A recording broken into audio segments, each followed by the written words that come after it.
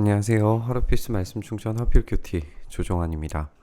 오늘 함께 나눌 하나님 말씀은 레위기 5장 14절에서 6장 7절까지 말씀입니다.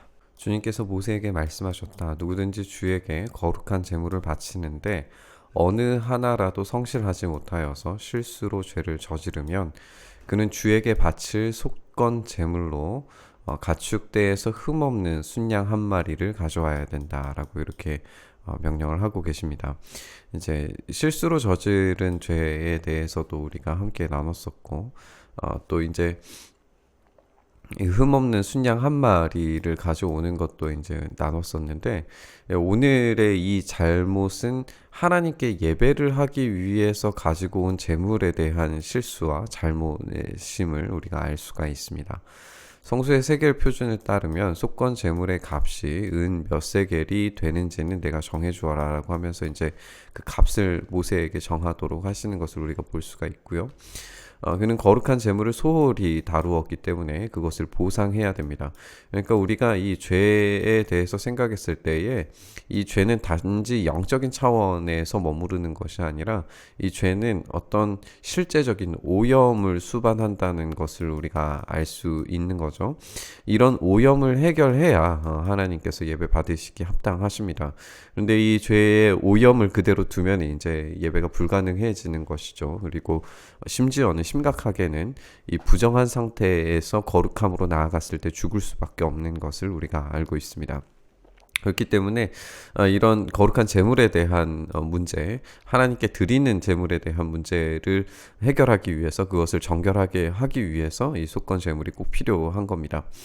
그러면 자기가 바쳐야 할 것의 5분의 1을 보태어서 그것을 제사장에게로 가져가야 되는데 이 5분의 1이라고 하는 수를 이제 생각을 해보면 이것도 이제 넓게 생각을 했을 때 잘못했을 때에 그것을 동일하게 이제 배상을 해야 되는 2배로 배상해야 되는 그런 차원이 아니라 이제 20%를 추가를 해서 더해야 하는 거죠. 이런 배상의 문제들도 여기에 포함되어져 있는 걸 우리가 보게 됩니다. 제사장이 속건 제물인 순양에 해당하는 벌금을 받고서 그의 죄를 속하여 주면 그는 용서를 받게 됩니다. 나 주가 하지 말라고 명한 것 가운데에서 어떤 것을 하여서 잘못을 저질렀으면 비록 그가 그것이 금지된 것인 줄을 몰랐다고 하더라도 그에게는 허물이 있습니다.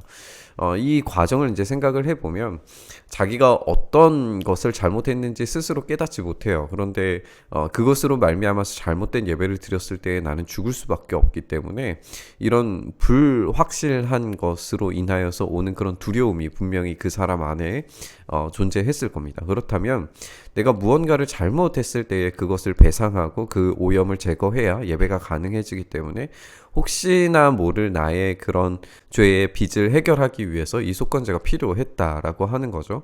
그리고 이런 자기가 저지른 악행의 결과에 대해서는 반드시 책임을 져야 된다라고 하면서 하나님께서 그냥 눈 감고 넘어가시지 않으시리라는 것을 우리가 알 수가 있습니다.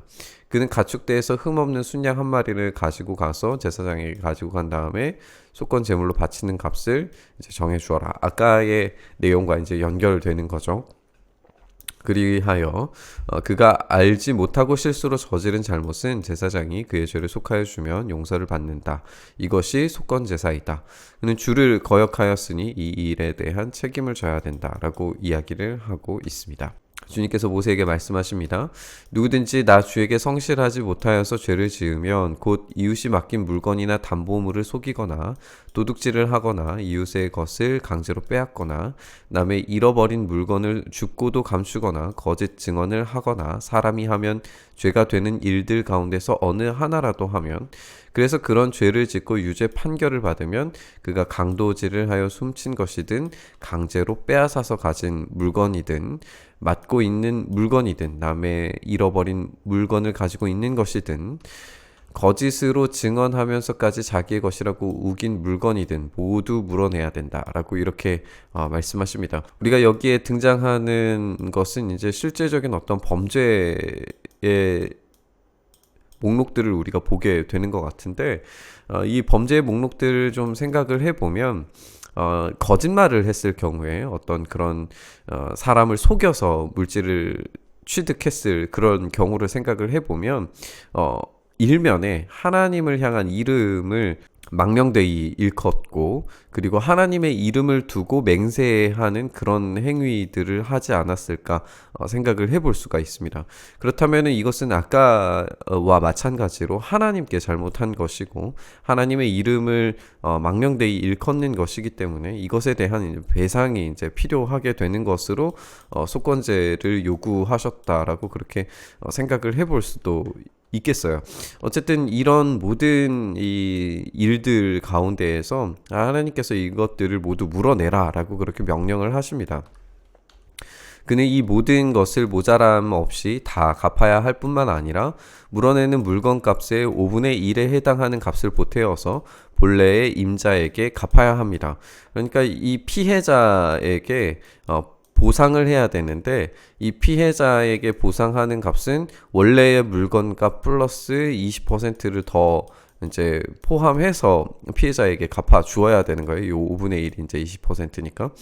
이것을 통하여서 이제 생각을 하게 되는 것은 하나님께 드려야 하는 물질 그리고 갚아야 하는 것뿐만 아니라 당연히 그 본래 임자에게 갚아야 하는 것들을 포함해서 그 죄에 대한 빚을 해결해야 되는 것을 우리가 알 수가 있죠. 속건 재물을 바치는 날로 갚아야 한다. 그 속건 재물과 함께 잘못된 것을 본래 주인에게 배상함으로써 원래의 이제 물건을 돌려줌으로써 용서를 받게 되는 그 모든 행위가 이제 동시에 이루어져야 된다는 것을 우리가 알 수가 있습니다.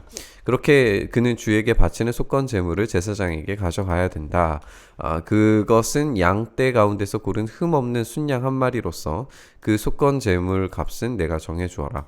제사장이 주 앞에서 그 죄를 속하여 주면 그는 사람이 하면 죄가 되는 일들 가운데서 어느 하나라도 하여 지은 그 죄를 용서받게 된다라고 하면서 이 하나님께서 속건 제사를 알려주고 계십니다. 고든 웬함이라고 하는 신학자는 번제와 속죄제 또 속건제를 설명하면서 이렇게 말했습니다.